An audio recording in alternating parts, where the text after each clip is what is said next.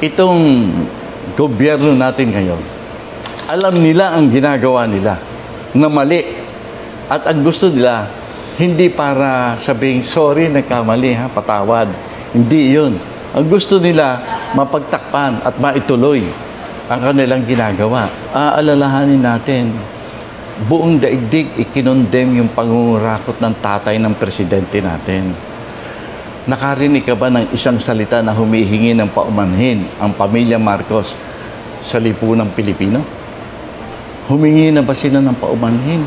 Paumanhin lang, hindi patawad, ha? Nakadiginig ka na ba? Hindi.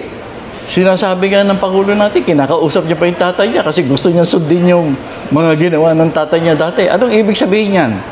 Anong klaseng pangungurakot ang gagawin niya? Gagayahin niya tatay niya, eh. Itong gobyerno na to, hindi hihingi ng tawad yan, hindi tatanggap ng kasalanan yan.